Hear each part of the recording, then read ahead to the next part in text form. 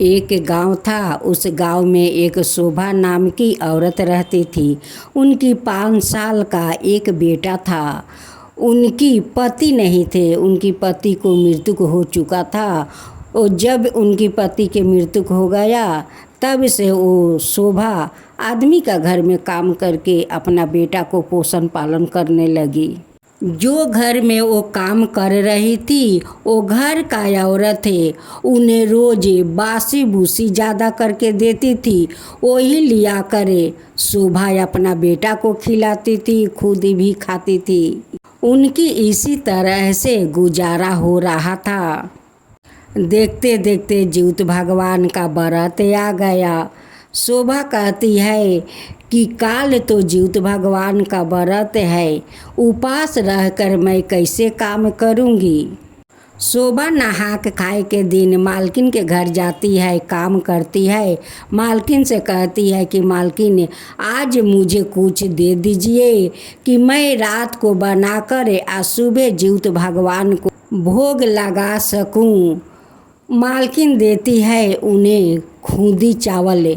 वो चावल ले आती है और वो बनाकर शाम को रख देती है।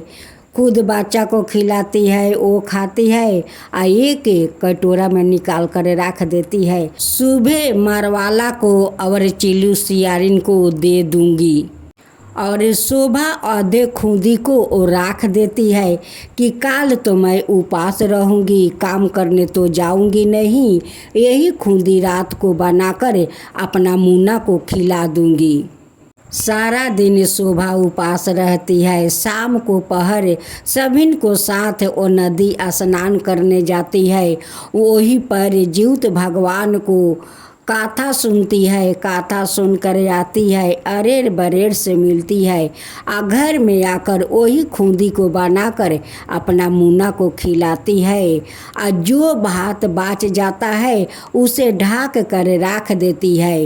वो मन ही मन कहती है कि यही बासी सुबह पारण करूँगी, करने के बाद मालकिन के घर में काम करने जाऊँगी।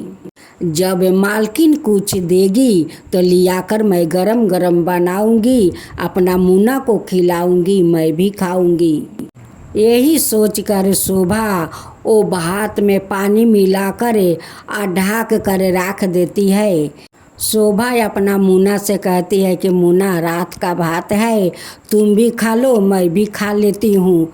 मुन्ना कहता है कि माँ तुम तो उपास हो, तुम खा लो, जब काम करके आओगी गरम गरम बनाओगी तब मैं खा लूँगा। अभी मैं अपना दोस्त के साथ फुलवारी में खेलने जा रहा हूँ। मुन्ना जाता है फुलवारी में। इधर उनकी माँ जैसे जैसे वो बासी भात को निगल रही थी वैसे वैसे एक सांप आया और उनकी बच्चा को निगलने लगा। इधर उनकी भात खत्म हो गया और उधर नाग उनकी बेटा को निगल कर बैठ गया।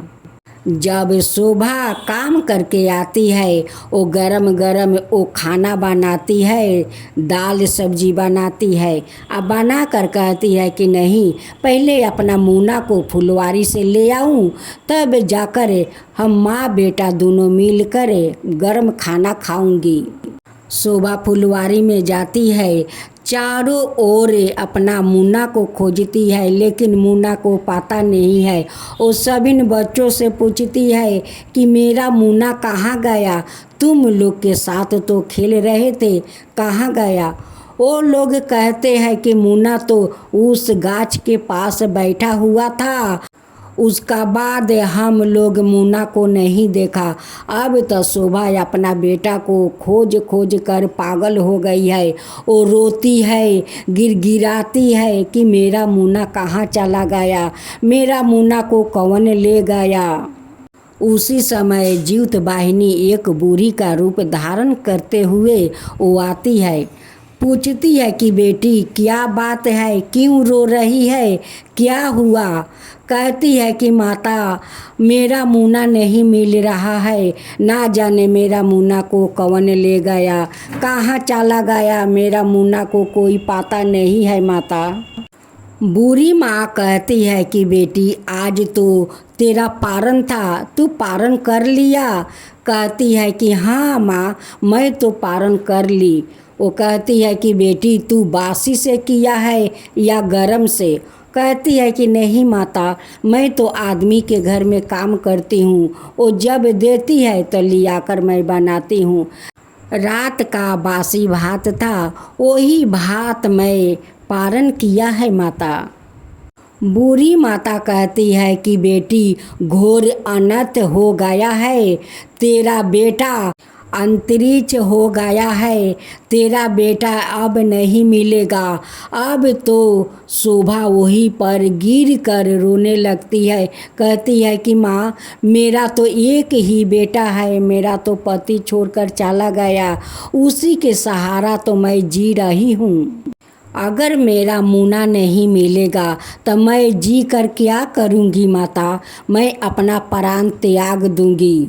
बूढ़ी माँ कहती है कि प्राण त्यागने से कुछ नहीं होगा, तेरा 1 साल इंतज़ार करना होगा। तू फिर अगले साल ज्योत भगवान का व्रत करेगी, और करने के बाद पारण के दिन तू गरम गरम चावल को बना कर और गरम गरम खाएगी। जितना तेरा मुंह जलेगा उतना ही जल्द तेरा बेटा लौट कर आ जाएगा। फिर अगला साल ज्योत भगवान का व्रत आया। बड़े श्रद्धा भक्ति से शोभा ज्योत व्रत किया और अपना मालकिन का घर से थोड़ा चावल लाई थी। उसी चावल को गरम गरम बना कर और वो गरम गरम वो खा रही थी। जितना उनकी मुख जल रहा था उतना ही नाग उनकी बेटा को निगल रहा था। शोभा के इधर गरम खाना खत्म हो गया और उधर नाग उनकी बेटा को इगिल दिया।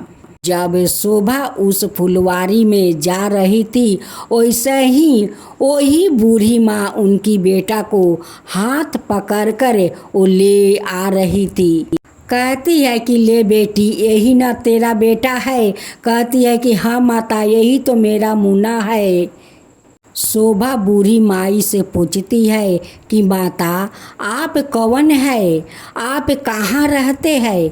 बूढ़ी माई कहती है कि मैं तो अरेर बरेर में रहती हूँ। जब बरातिन लोग पूजा करके आती है घाट से तो मुझे ही तो गले लगा कर कहती है कि जाकर भगवान से कहो कि मुन्ना के माँ ज्योत व्रत की है।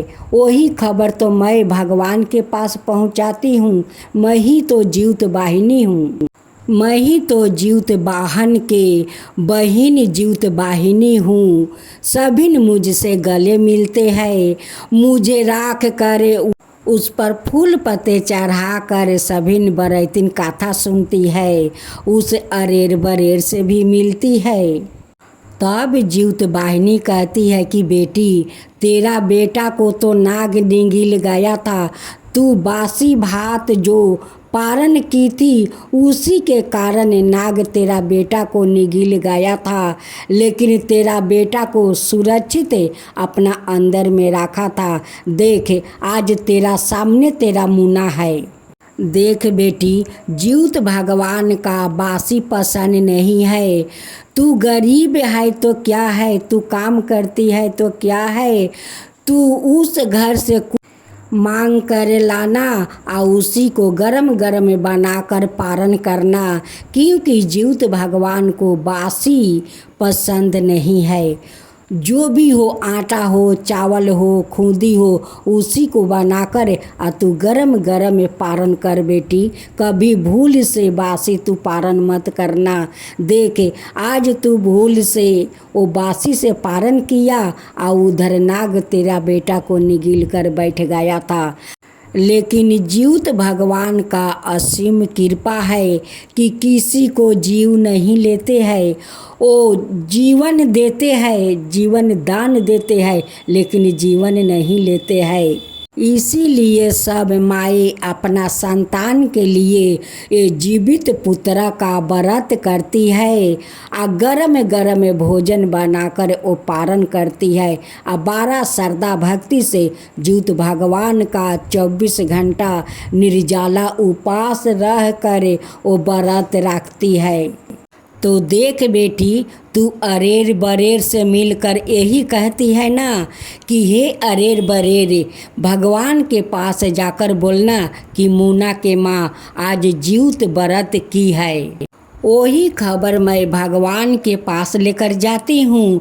अब भगवान से यही कहती हूँ कि हे भगवान ने सभी माए का संतान को आप सुरक्षित रखिए, उनकी बच्चों को रक्षा कीजिए। उनकी माँ आपको निर्जला उपवास रहकर आपको व्रत करती है, तो आप उनकी संतान को रक्षा कीजिए। हे जीवित भगवान, जैसे आप शोभा का बेटा को जीवित रखा उस नाग का अंदर, वैसा ही सबका ऊपर रक्षा करना। जो आपका कथा कहे, जो सुने, जो हुंकार भरे, उन सब का ऊपर कृपा करना। वो सब संतान के ऊपर कृपा करना कि जो जो माए अपना संतान के लिए वो निर्जला व्रत रखती है, उन सब के ऊपर करना। है जीवित भगवान, सबके ऊपर करना। जीवित भगवान की जय हो, जीवित भगवान की जय हो।